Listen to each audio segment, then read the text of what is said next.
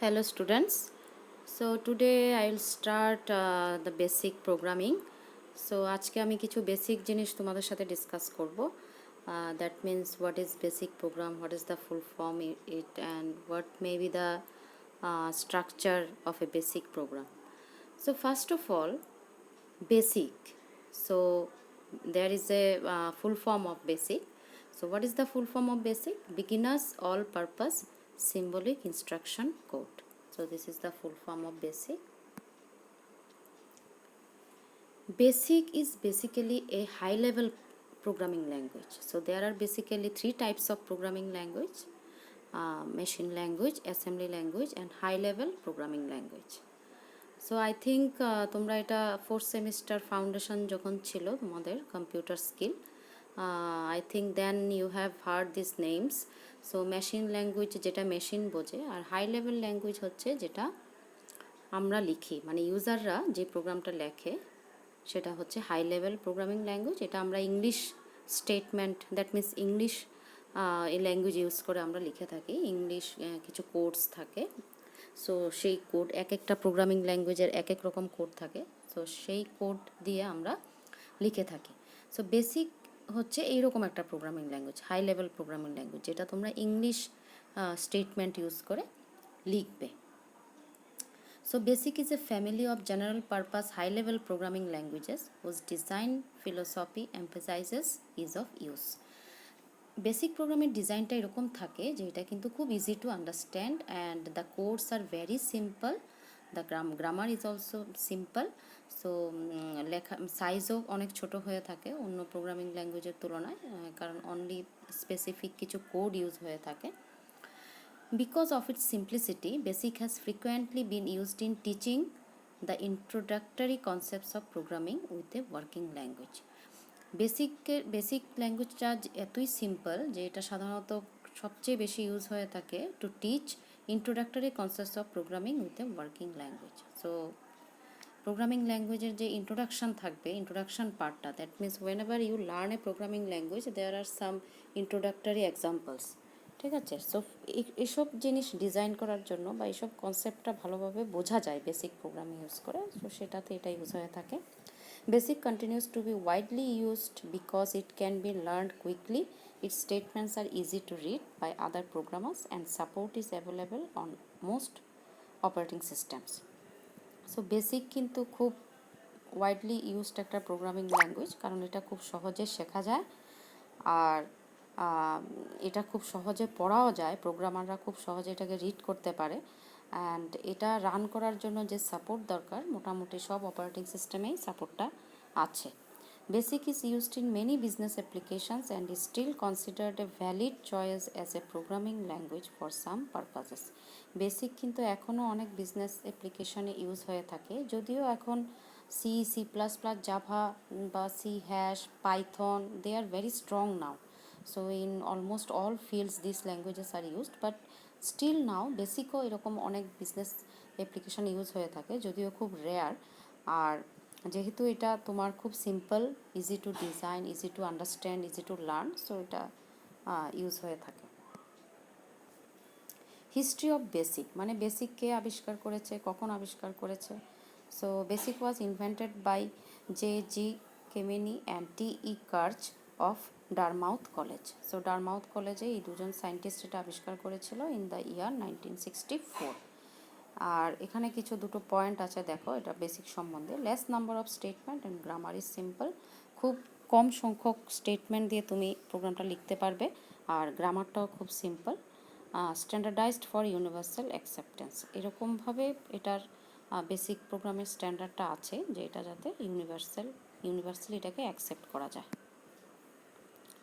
So these are the few important features of basic programming: suitable for conversational programming, facility for manipulation of character strings, dynamic programming, program debugging, ability to carry out arithmetic operations on matrices, provision for filing of programs and data, simplified grammar, facility for allowing more sophisticated formats for results, facility for real-time execution and task scheduling, suitable for both mathematical and business problems.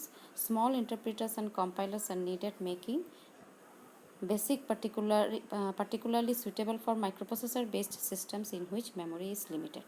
So এগুলো হচ্ছে কিছু কিছু features, যেমন ধরো অনেক প্রোগ্রামিংয়ের ক্ষেত্রে, conversational প্রোগ্রামিংয়ের ক্ষেত্রে basic suitable.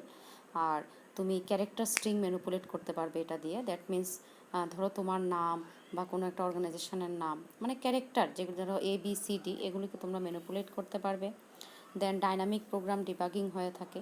ধরো কোনো একটা প্রোগ্রাম রান করার সময় এটাতে এরর এলো, সো ডাইনামিক টাইমে তোমরা এটাকে ডিবাগ করতে পারবে। ডিবাগ করা মানে এররটাকে দূর করা। তারপর এরিথমেটিক অপারেশন করতে পারবে, বিভিন্ন ধরনের ম্যাথামেটিক্যাল ক্যালকুলেশন বা ম্যাথামেটিক্যাল কিছু প্রবলেম সলভ করতে পারবে বেসিক প্রোগ্রামিং দিয়ে। ম্যাট্রিক্সে এটা খুব অপারেট হয়ে থাকে বেসিক প্রোগ্রামিং, মানে ম্যাট্রিক্সের এডিশন, সাবট্রাকশন।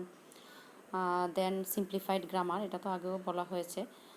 তারপরে তোমার বিভিন্ন ধরনের রিয়েল টাইম এক্সিকিউশন বা শিডিউলিং টাইপ অফ প্রোগ্রামিং যদি থাকে সেটা তো এটা applicable. Then mathematical and business প্রবলেমসের জন্য suitable. So this are the few features of basic. Next, rules for writing basic program. একটা বেসিক প্রোগ্রাম যে তোমরা লিখবে কম্পিউটারে, so what are the basic rules? All statements should B numbered ranging from 1 to 9999।